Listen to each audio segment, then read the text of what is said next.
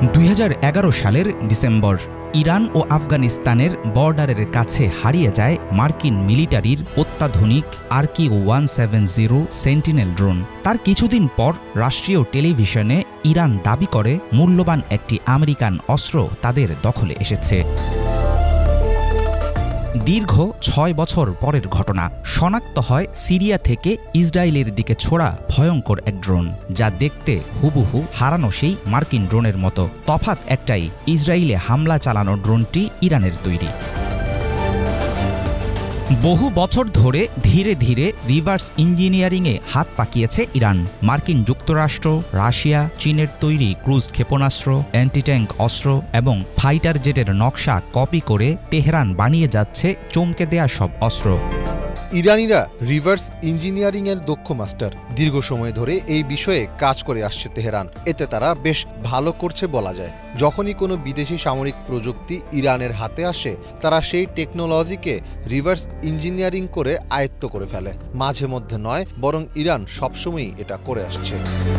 1978 সালে ইরানের Islamic revolution ও শাহের পতনের আগ পর্যন্ত ইরানের ঘনিষ্ঠ বন্ধু ছিল মার্কিন যুক্তরাষ্ট্র। সেই সূত্রে তেহরানকে অত্যাধুনিক সব অস্ত্রের যোগান দিয়েছে মার্কিনিরা। 1960-এর দশকে প্রথম বিদেশি রাষ্ট্র হিসাবে F-4 ফ্যান্টম ও পরবর্তীতে F-14 টমক্যাট যুদ্ধবিমানের মালিক হয় ইরান। আয়াতুল্লাহ খোমেনি ক্ষমতায় আসার পর থেকেই বন্ধু থেকে শত্রু হয়ে যায় ইরান ও মার্কিন যুক্তরাষ্ট্র। ইরানের হাতে তখন ছিল মার্কিন অস্ত্রের বিশাল মজুদ, কিন্তু সেসব অস্ত্র নষ্ট হলে ঠিক করার ক্ষমতা তাদের ছিল না।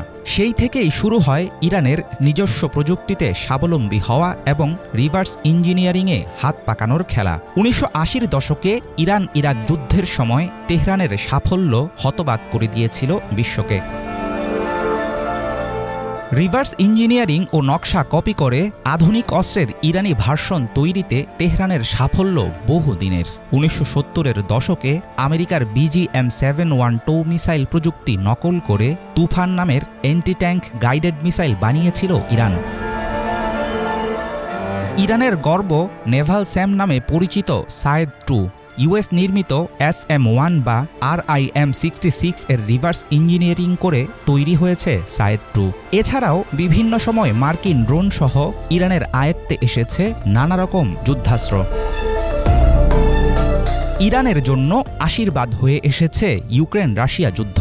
যুক্তরাষ্ট্রের তৈরি javelin anti tank missile, stringer anti aircraft সিস্টেমের মতো আধুনিক যেসব অস্ত্র রণাঙ্গনে ফেলে গেছে ইউক্রেন, সেগুলো সংগ্রহ করে তেহরানে পাঠিয়ে দিচ্ছে রাশিয়া।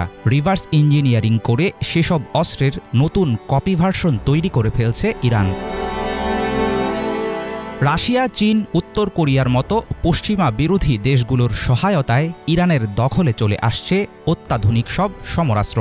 অদূর ভবিষ্যতে পশ্চিমাদের গর্বের অনেক অস্ত্র তৈরি হবে তেহরানের কারখানায়। শত্রুর রক্তচক্ষু আর নিষেধাজ্ঞার বাধা টপকে ইরান হয়তো শীঘ্রই হয়ে উঠবে মধ্যপ্রাচ্যের আগামী দিনের পরাশক্তি। হাফিজুল ইসলাম, বাংলা ভিশন।